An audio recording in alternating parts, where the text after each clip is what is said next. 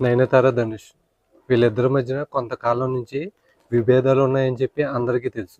But అది ఎప్పుడూ public వరకు రాలేదు. బట్ ఇప్పుడు నయనతార, ధనుష్ మధ్యన ఒక కాంట్రవర్సీ నడుస్తుందని చెప్పి నయనతార చేసినటువంటి పోస్ట్ ద్వారా అందరికీ అర్థమైపోయింది. యాక్చువల్గా ఈ వివాదం ఇప్పుడు బయటకు వచ్చింది కాదు, గత 2 years నుంచి నడుస్తుంది. బట్ ఇప్పుడు మాత్రం పబ్లిక్లోకి వచ్చింది.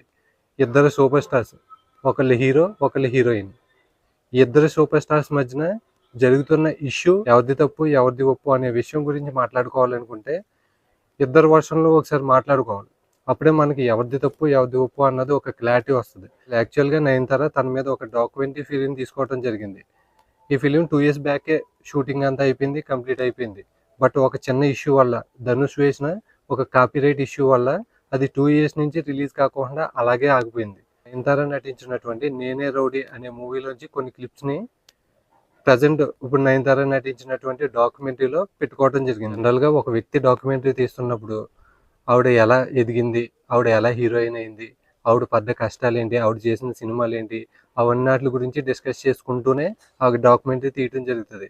అందులో భాగంగానే ఈ సినిమాలో క్లిప్పులు కూడా కొన్ని వాడడం జరిగింది ఆ డాక్యుమెంటరీలో. బట్ నయనతార నటించినటువంటి డాక్యుమెంటరీలో నేనే రౌడీ అనే సినిమాకి సంబంధించిన క్లిప్స్ వాడడానికి వీల్లేదు అని చెప్పి ధనుష్ కంప్లైంట్ రైజ్ చేయడం జరిగింది. ఎందుకంటే నేనే రౌడీ అనే సినిమాకి నిర్మాత ధనుష్. గతంలో ఈ నేనే రౌడీ అనే సినిమా వచ్చినప్పుడే వీళ్ళిద్దరి మధ్యన వివాదం వచ్చింది. ఎందుకంటే నేనే రౌడీ అనే సినిమా షూటింగ్ దశలో ఉన్నప్పుడే ఆ సినిమా అవుట్పుట్ వచ్చిన విధానం ధనుష్ గారికి నచ్చలేదంట. దాంట్లో కొన్ని చేంజెస్ కావాలని చెప్పి ఆయన అడగడం జరిగింది. అవేం పట్టించుకోకుండా వీళ్ళ సినిమా తీయడం, బయటికి మార్కెట్లోకి తీసుకురావడం, అది భారీ హిట్ కావడం, అప్పటి నుంచి వీళ్ళిద్దరి మధ్యన ఈ క్లాష్ నడుస్తుంది చిన్న ఇష్యూగా. బట్ ఇప్పుడు నవీనతార గారు అదే సినిమాకి సంబంధించిన క్లిప్స్ తన డాక్యుమెంటరీలో వాడుకోవడం వల్ల ధనుష్ గారు లీగల్గా కంప్లైంట్ చేయడం జరిగింది. ఇక్కడ చూసుకుంటే కనుక ఇప్పుడు ఎవరి డాక్యుమెంటరీ తీసుకున్నా వాళ్ళ సినిమాలకు సంబంధించిన కొన్ని క్లిప్స్ వాడుకుంటారు. ఎందుకంటే వాళ్ళ కథ చెప్తున్నాం కాబట్టి వాళ్ళకి సినిమాకి సంబంధించిన క్లిప్స్ వాడుకోవడం సహజం. అలానే నేనే రౌడీ అనే సినిమా ధనుష్ గారు నిర్మాతగా వ్యవహరించిన సినిమా కాబట్టి ఆయనకి ఖచ్చితంగా అడిగే ఆ క్లిప్స్ వాడుకోవాలి. బట్ వీళ్ళు అడగకుండా వాడేసరికి ఆయన కంప్లైంట్ రైజ్ చేయడం జరిగింది. ఆ తర్వాత నయనతార గారు, ధనుష్ గారు కంప్లైంట్ రైజ్ చేసిన తర్వాత నేనే రౌడీ అనే సినిమాకి సంబంధించిన క్లిప్స్ మేము వాడుకుంటాం అని చెప్పి ఆయన రిక్వెస్ట్ చేయడం జరిగింది. ఇంచుమించుగా ఒక 2 years అవుతుంది ఆయనకి ఈ ప్రపోజల్ పెట్టి. బట్ ఆయన నుంచి ఎటువంటి రెస్పాండ్ రాకపోవడంతో ఇప్పుడు ఆ సినిమాకి సంబంధించిన క్లిప్స్ అన్నీ తీసేసి ఆ డాక్యుమెంటరీని రిలీజ్ చేయడం జరుగుతుంది. ఆ విషయం మీద నయనతార గారు డిసప్పాయింట్ అయ్యి ఒక పెద్ద లెటర్ రాసి ధనుష్ గారి మీద పోస్ట్ చేయడం జరిగింది. ఇప్పుడు సోషల్ మీడియాలో అది పెద్ద చర్చగా, పెద్ద వైరల్గా మారిపోయింది ఆ న్యూస్. ఒక రకంగా ధనుష్ గారికి ఈ విషయంలో డ్యామేజ్ జరిగిందనే చెప్పుకోవాలి. ఎందుకంటే ఆయన ఒక కంప్లైంట్ రైజ్ చేసినప్పుడు ఆవిడ రిక్వెస్టబుల్గా తర్వాత అడిగింది, నేను నటించిన సినిమా కాబట్టి, సో నా డాక్యుమెంటరీ కాబట్టి కంపల్సరీగా నాకు ఆ క్లిప్స్ వాడుకోవాల్సిన అవసరం ఉంది, అందుకనే నేను వాడుకుంటున్నాను అని చెప్పి ఆయన అడగడం జరిగింది.